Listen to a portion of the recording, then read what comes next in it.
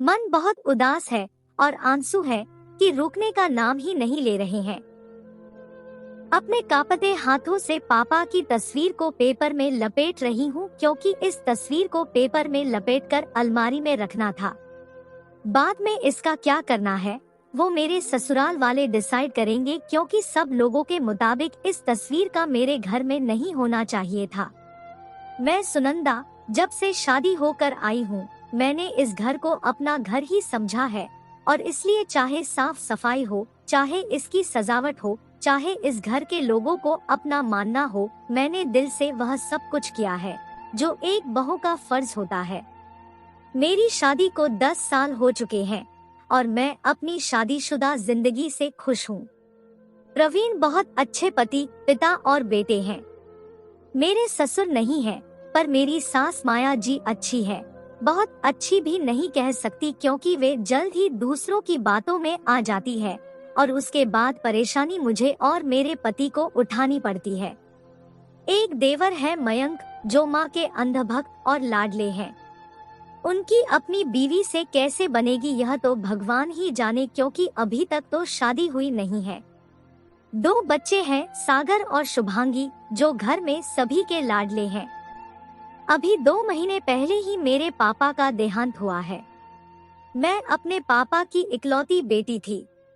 माँ को तो कभी देखा नहीं सुना है कि जब मैं 2 साल की थी तब माँ और पापा का तलाक हो गया था। उसके बाद पापा ने दूसरी शादी नहीं की और मेरी परवरिश में ही अपनी पूरी जिंदगी गुजार दी। मेरे पापा मार्केटिंग का काम करते थे, पर मेरी दादी की मौत के बाद पापा घर में ही एक किराने की दुकान चलाने लगे क्योंकि मेरी परवरिश ही उनकी प्राथमिकता रही है।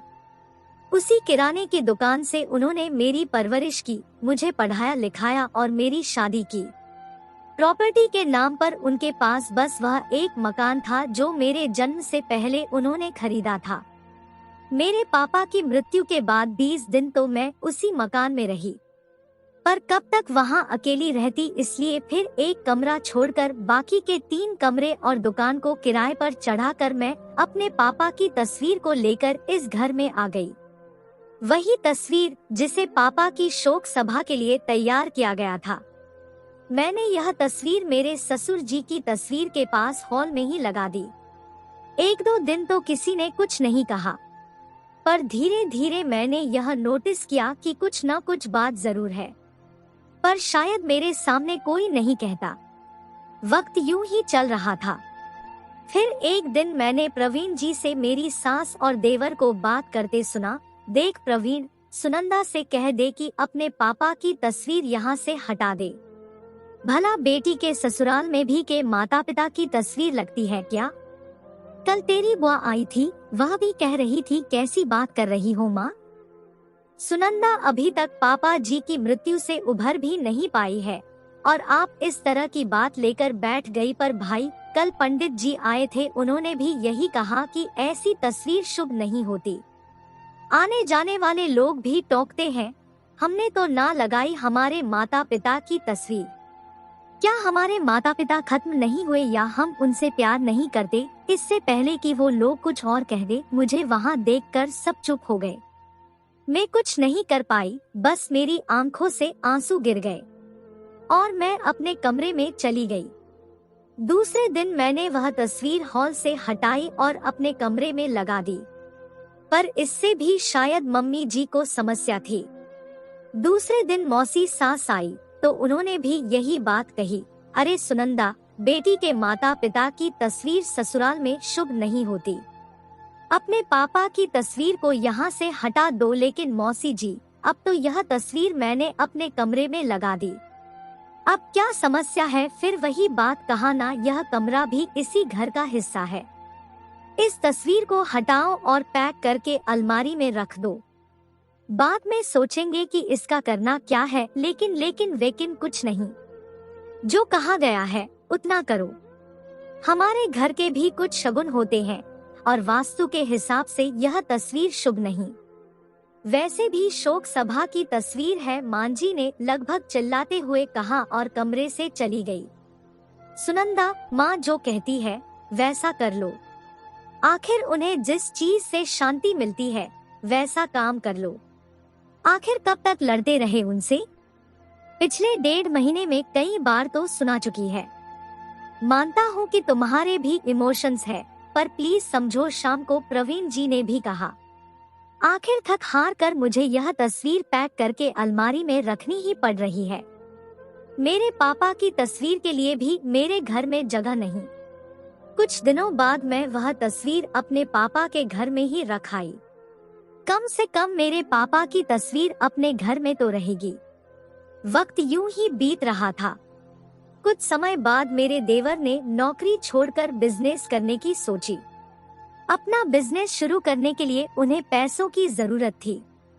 इसके लिए उन्होंने और मांझी ने प्रवीण जी से कहा, पर समस्या यह थी कि हमारे पास इतना पैसा नहीं था, इसलिए प्रवीण जी ने लोन लेने के लिए कहा। भाई एक काम करते हैं, हम लोग लोन के लिए बैंक में अप्लाई कर देते हैं।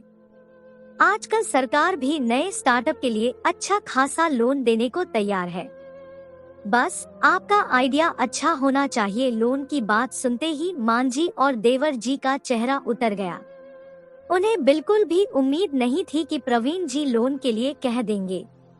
फिर मांझी ने बात संभालते हुए कहा, अरे लोन की क्या जरूरत है, पैसा है तो सही। कहाँ है माँ, नौकरी ही तो करते हैं हम लोग, इतना पैसा कहाँ है हमारे पास। अरे सुनंदा के पापा का मकान है तो सही, वैसे भी अब कौन रहता है वहाँ, उसको बेचकर स्टार्टअप में लगा लेते हैं। बाद में जब पैसा आएगा तो सुनंदा को वापस दे देंगे। देखो माँ, वह मकान सुनंदा के पापा का है, मैं इस बारे में कुछ नहीं कह सकता। उस मकान का क्या करना, सुनंदा ही सोचे, मुझे कोई लेना देना नहीं। आपको बात करनी है, आप सुनंदा से बात कर लीजिए। प्रवीण जी के मुंह से यह सब सुनकर मांझी ने मुझे बाहर बुलाया। मेरे बाहर आते ही मांझी ने कहना शुरू किया, देख सुनंदा, मयंक को बिजनेस शुरू करने के लिए पैसों की जरूरत है। हम लोग उसके काम नहीं आएंगे तो फिर कौन काम आएगा। हम लोगों से ही मदद मांग रहा है और फिर बिजनेस में तरक्की करेगा तो उसके साथ साथ हम सब की भी तो तरक्की होगी। समझ रही है ना तू बेटा? हाँ माजी, मैं सब कुछ समझ रही हूँ। आप जो कहना चाहती हैं उस बात पर आइए। मैं यह कह रही थी कि तेरे पापा का जो मकान है उसे बेचकर तू अभी मयंक को पैसे दे दे। बाद में मयंक का बिजनेस सेट हो जाएगा तो वह तुझे पैसे वापस कर देगा। पर मौजी, उन पैसों का आप लोग कैसे इस्तेमाल कर सकते हो? मेरे पापा के मकान के पैसे तो आप लोगों के लिए अशुभ होंगे ना। बेटी के ससुराल में माता पिता की तस्वीर अशुभ हो सकती है, पर उनके पैसे अशुभ नहीं होते हैं। ये कैसी सोच? वह मकान मेरे पापा की यादें समेटे है और उसे मैं हरगिज नहीं बेचूंगी। ऐसा कहकर सुनंदा कमरे में चली गई और मांझी और मयंक प्रवीण जी का चेहरा देखते रह गए। ऐसी और कहानी के लिए चैनल को सब्सक्राइब जरूर करें। धन्यवाद।